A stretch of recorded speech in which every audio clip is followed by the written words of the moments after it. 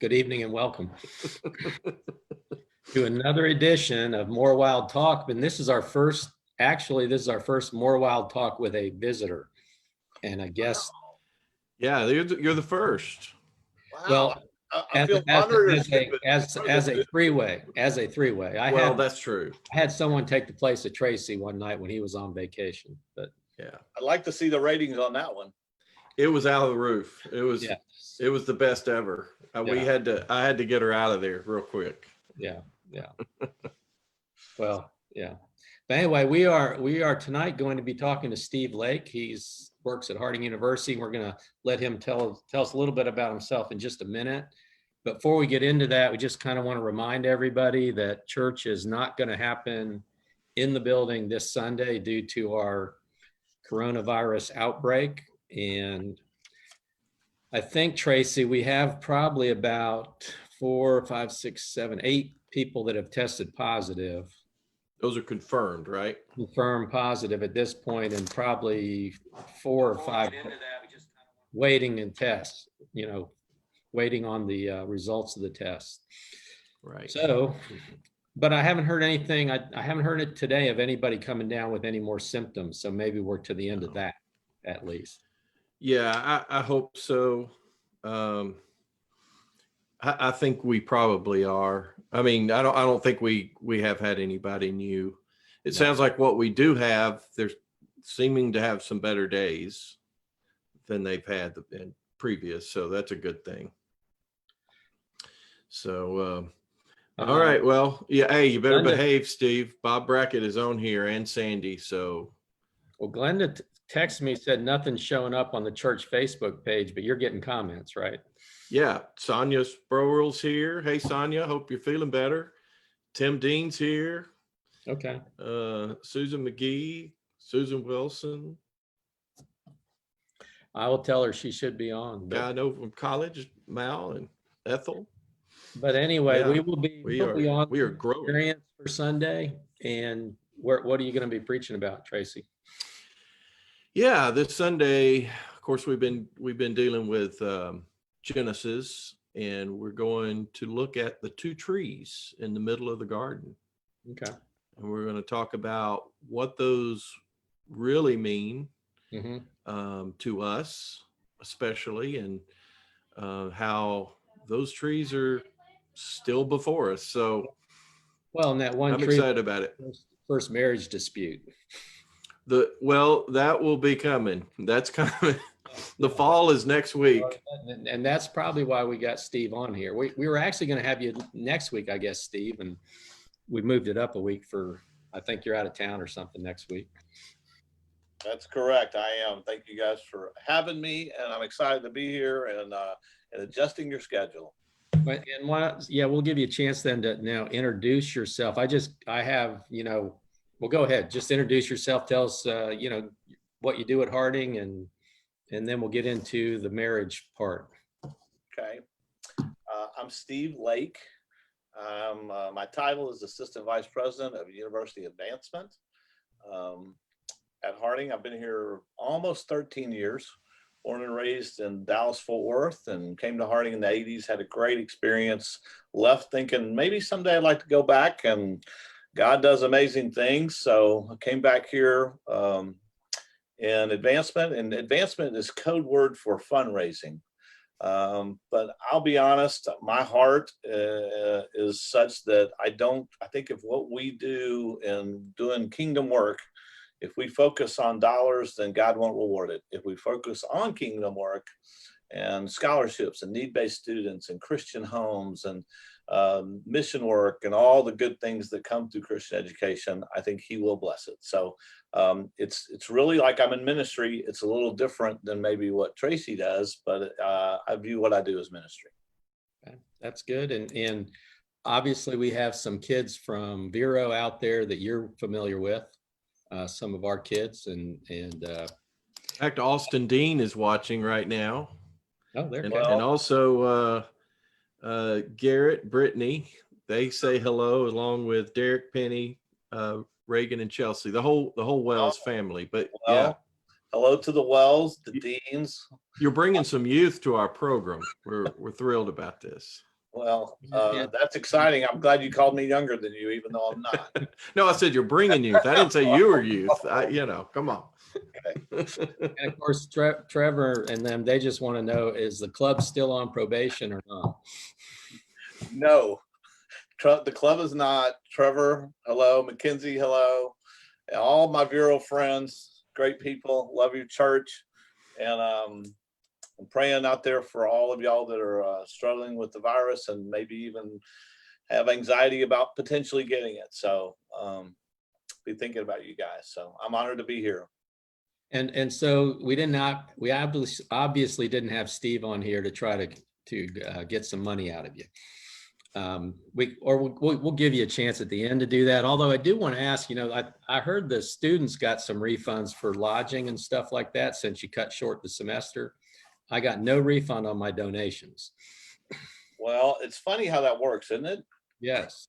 Probably because your kid's club was on I probation. mean, my donation was specifically because I thought you were going to have a full semester. Well, I understand. We took it as a full donation, but offered a deal of a half semester. Okay. I missed that. But Steve and his wife Edna do a marriage class every semester. Mhm. And once again, our kids have been participating in that from Vero. Our, I guess Megan and Austin, Garrett and Brittany and Trevor and Mackenzie went through That's right. Those are some of the many. I'll give you a little backstory on how we got into this. It was kind of interesting. I'll do it in a couple different ways, but first of all, there was a young guy from the UK that was at Harding on a golf scholarship, and it was about my second year here, I guess, and we kind of became friends, and we started talking. Well, he fell in love with this beautiful redheaded girl from Michigan, and about that time, the Bible class and the curriculum began to touch his heart, and he had become a Christian. And where he was from, his parents were frankly just really frightened of Christians. They just didn't understand the rationale behind it, and so he felt a little tension with his family.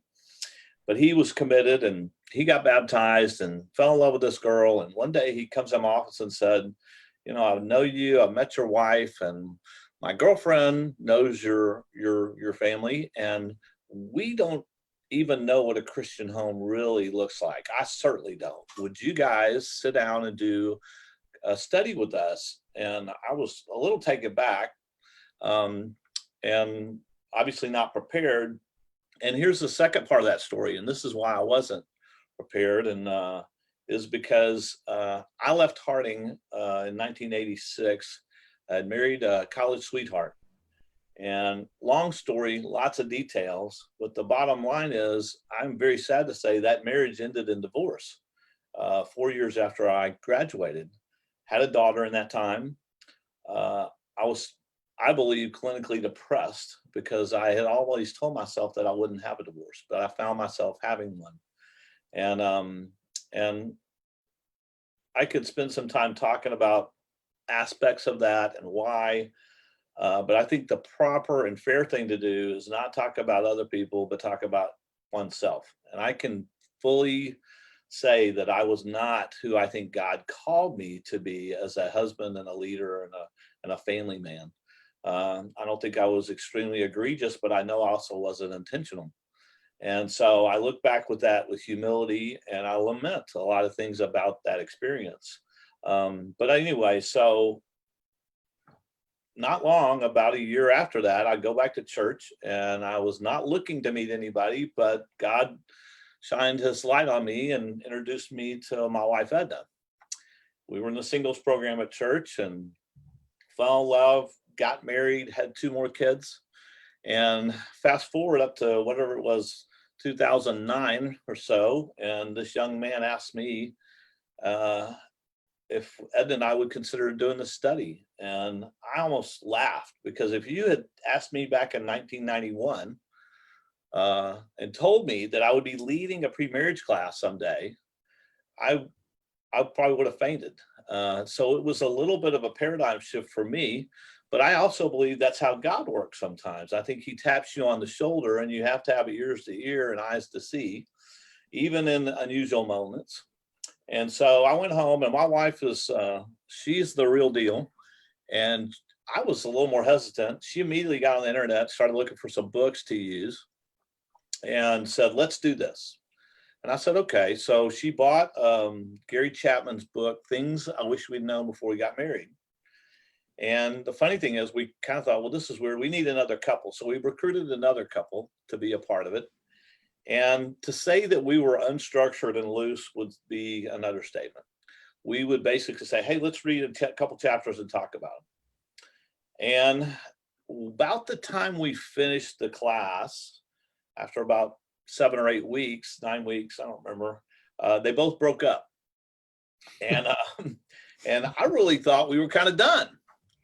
And I think that was at the end of a spring semester. And Edna said to me, hey, why don't we do this and do it right? And I was like, what does that mean? And she said, why don't you beef up the curriculum?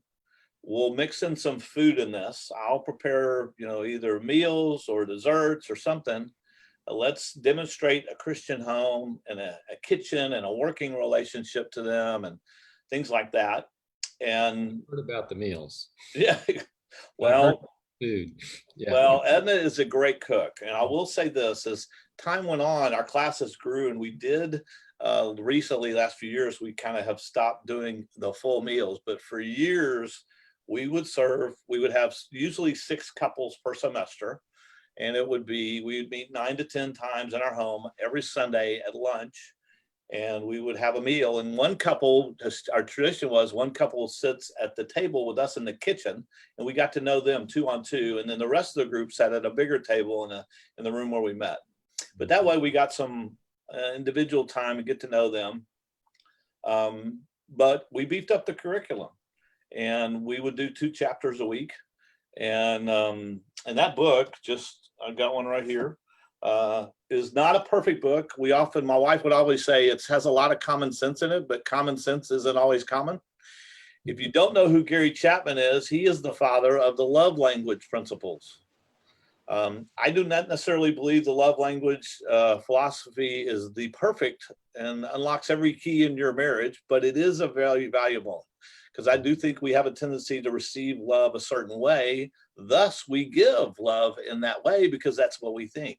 But my wife, for instance, is an acts of service person, and I'm a words of affirmation.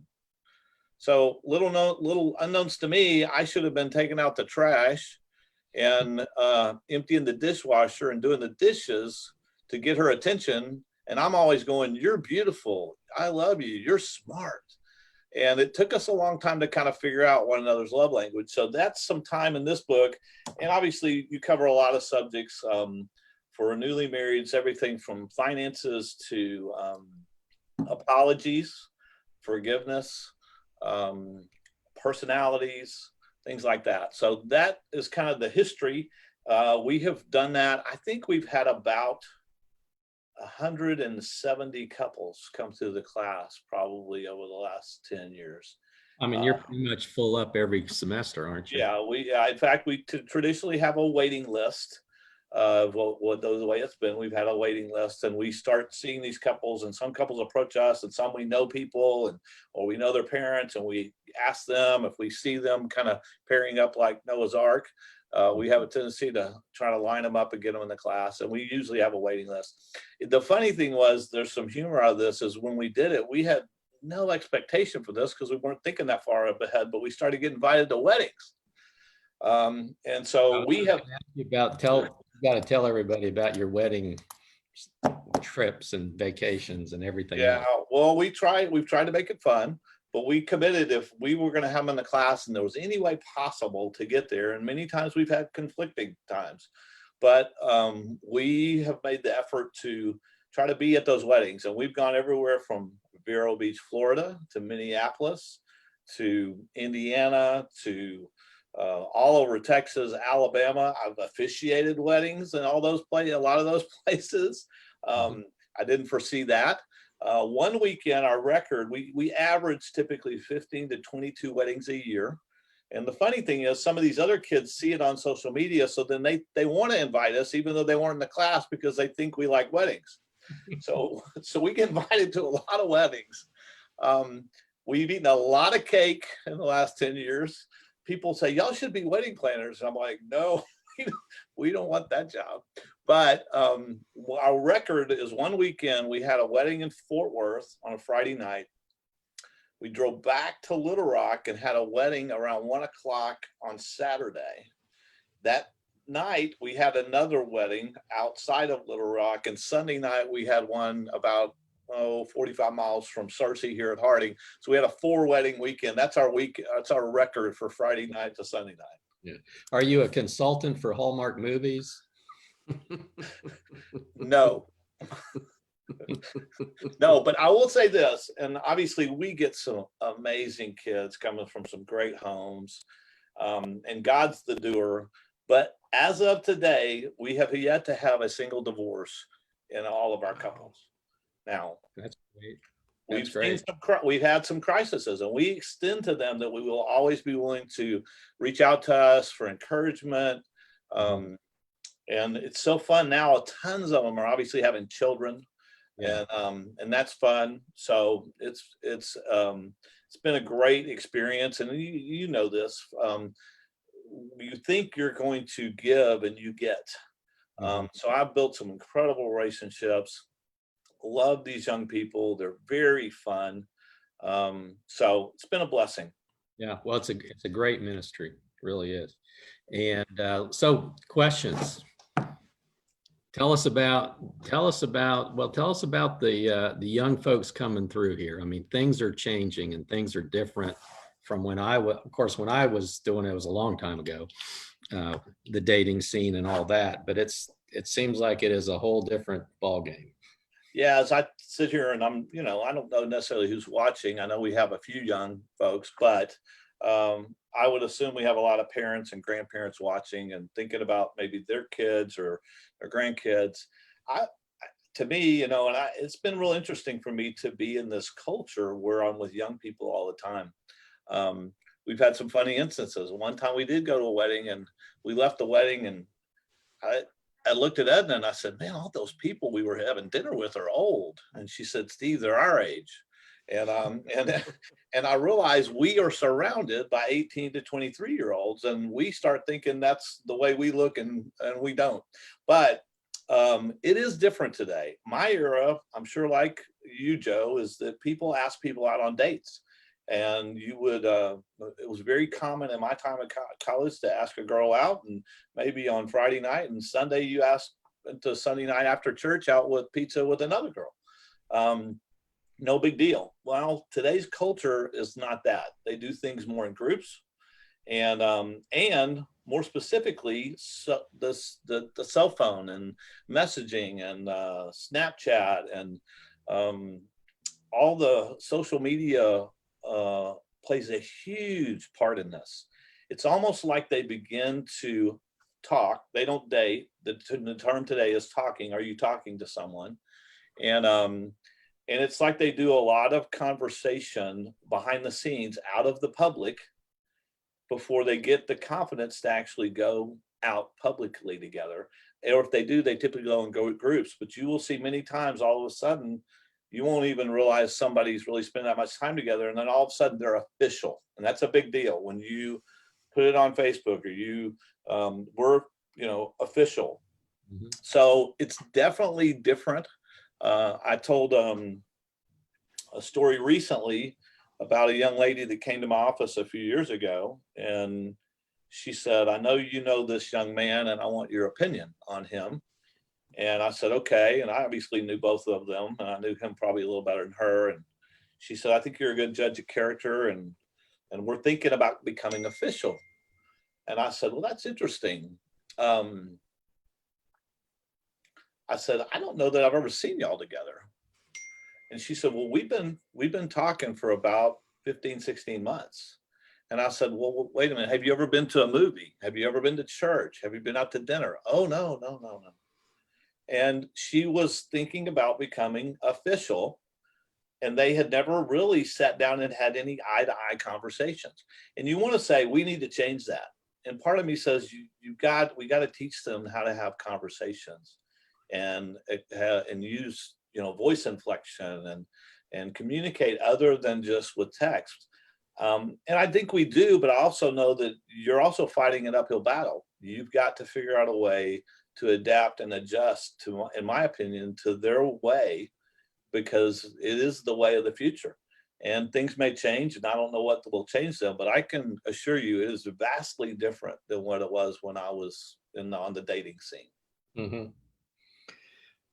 Well, what do you see that like a local church can do for their kids, as they're coming through? And then once you have some young marrieds, maybe that too, what can we do to be more supportive of preparing people for marriage and then helping people in their marriage? Well, I do want to compliment this generation. Son, say something really positive here, because my impression is they are much more intentional about being prepared for marriage than my generation was. Back then, you just kind of fell in love and you said, oh, I guess we love each other a lot. And you would ask a girl to marry you probably in your car, or now it's a huge production.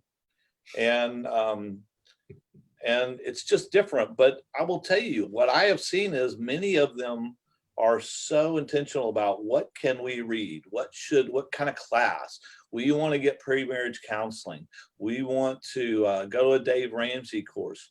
Now, they're not all in, but they are so much, in my mind, much more intentional about being prepared. And it probably has a lot to do with the fact that their worldview is very different than ours. I was very concerned about my neighborhood and the cars and the school, but I didn't have an understanding of what was going on across the world the way they do.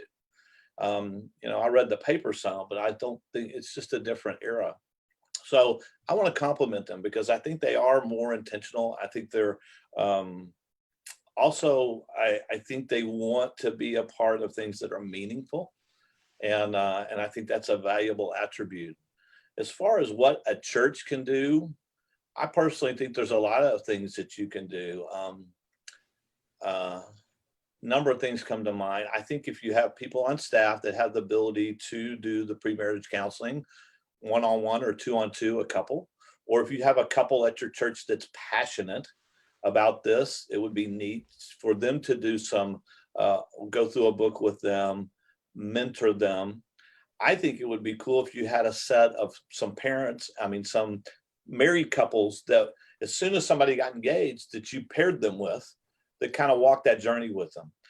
One thing that I've learned about this generation too, and I think we were the same way in many ways, but most of the time I have students come to me, if it's about relationship advice or even academics or changing their major or all these things. What I've learned is most of them truly do want the advice of older people, people that are wiser and more experienced, but there's no insult intended here, but they don't really want it from their parents anymore, and they don't want it from their grandparents anymore. They want it from a different voice. And ironically, many times what they're hearing is probably not a lot different. And I get it. I was 18, I was 20, and I didn't really think my dad knew a lot. He got a lot smarter the older I got. But I do think there's an opportunity for all of us to minister in different ways. And I'm a big believer philosophically from a going to heaven standpoint, is that the parable of talents to me is huge. We're all given gifts. And I think one of the biggest questions when this journey's over is, what did you do with the gifts I gave you? And how did you love and tell the story of Jesus? Well, I believe that we can use our brokenness many times for God's glory. And I have come to that awareness with me that I didn't make a lot of great choices sometimes between 18 and 22 and even 25. But I now can minister to 18 to 25-year-olds. And who would have thought that would have happened? I read a little article the other day that said that I think it was that in parts of China, when they have precious pottery that breaks, that they try to repair it, but they use gold. Hmm. because the gold stands out and it holds it together in the brokenness. And I once heard a story about a youth minister that took a clay pot and had a room, a youth group, and put a light bulb under the clay pot that you put flowers in, and the light is coming right through that little center hole, the water hole, and then it's seeping out around the round edges. Well, in the dark room, that's what it looks like. Well, he goes over and takes a hammer and he cracks it, and it just, so he slowly kind of manages to put it all back in some kind of a semblance of what used to be a pot, but all this light is coming through the brokenness. And I know there's probably people listening to this that when they, oh, marriage, I'm out. I don't have anything to offer, or I went through this and it was terrible. I would challenge all those listening that may have gone through really hard experiences that they have that much more to offer because they did. And so I think you've got to look within yourself.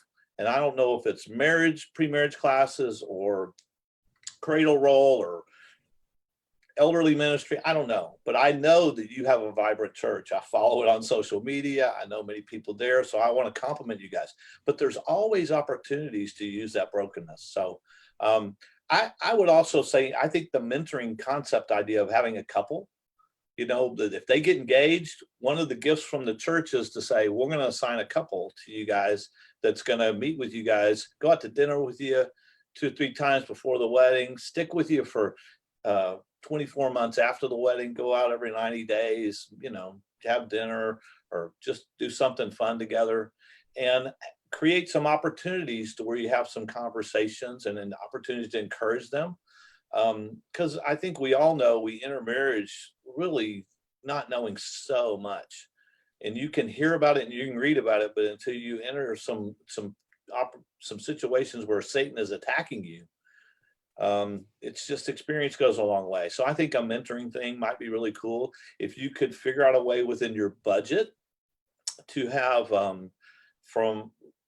there's marriage crisis seminars, and I've heard a lot of elders and ministers tell me that they find out about marriages in crisis way too late.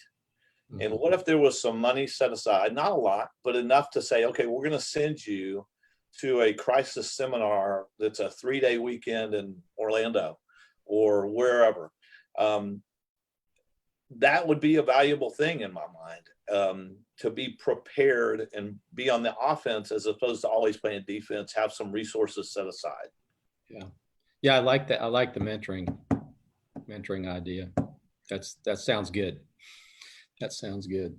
Well, we're kind of getting toward the end, Steve, but I want to give you a chance to tell us why we should be financially supporting Christian education, kind of move from the marriage. We appreciate the comments on there. And I think most of us and anybody that's listening knows how important good marriages are, as far as building families and having kids and that kind of stuff. So we appreciate the ministry you're doing. Before we get into Christian education, let me just say something real quick. I believe that the marriage relationship is the closest thing that represents on earth the representation of dying to oneself like Christ did for us. Mm-hmm. And I just think if I ever get what I deserve, I'm in a lot of trouble. And I know there's days my wife, I am not lovable, but she chooses to love me. We tell the kids in our classes, love is not it's not a feeling, it's an action, it's a decision. And so I just want to say how important I think it is that it's not just solid homes, it is a representation to me of what Christ did for us, is dying to oneself for that other person. Mm-hmm. Even when time after time you feel like you're not getting what you should be getting, all I know how to do is love someone through it and get up and keep doing it over and over. So I just wanted to make that point. That's a great point.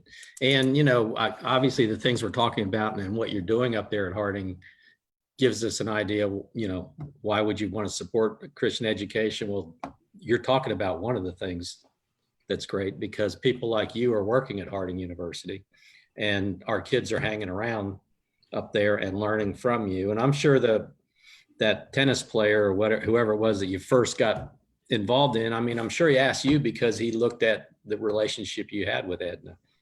As far as Yeah, that. yeah, it's true. When I came to Harding in the 80s, it totally changed the way I felt. My high school in Dallas was bigger than Harding when I got here. So for the first time in my life, though, I felt like I was in a warm bath of people that had a value structure like me. It wasn't so worldly. Now, a lot of the Harding students and probably some of the ones that are listening to me are like going, Harding is not the real world. You know, we got curfews, you got chapel, you have Bible classes are required. You have the structure. Well, and there is no question. I unequivocally agree. This is not the real world. But I promise you, before your life's over, you're going to get more than the real world you ever wanted. And 18 to 22 is a great time to be at a place where you're going to make eternal relationships, not just with those guys in the dorm or those faculty and staff mentors, but also a relationship with your Lord and Savior that's going to be cemented into your life.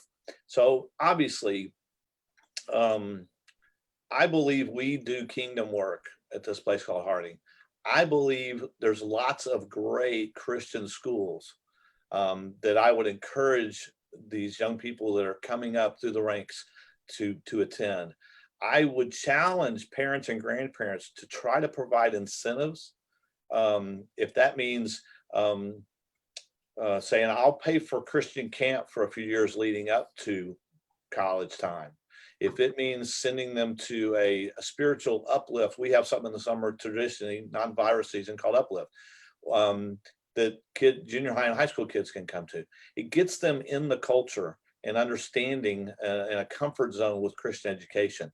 Many kids today are probably going to go on and go to a master's program and a pre-professional program, more than any other generation before. And I tell a lot of young people, don't choose between your SEC football experience and Harding or your David Lipscomb or excuse me, Lipscomb University, but don't choose between one or the other, choose both. Go to an undergrad 4-year faith-based experience. Then if you want to go have that Duke, Ivy League, Harvard, or, you know, SEC big Saturday experience, go to law school at Alabama, go to med school at Duke, I have multiple buddies from Harding that went on to Harvard and got their MBAs. Don't have one or the other, have both. And I personally believe that you will probably end up either meeting your spouse or the friend group that your spouse will eventually come from. And if you want to talk about changing your trajectory, in my opinion, obviously taking on Jesus, your Lord and Savior, is number one, but number two is probably going to be your spouse. And that decision and your friend group are huge. I can tell you all stories all day about how Harding transformed lives and how I've gotten to see front row seats to amazing things how lives are being transformed. I'm extremely passionate about this experience. I think magic happens in these dorm rooms. I think magic happens in these classrooms.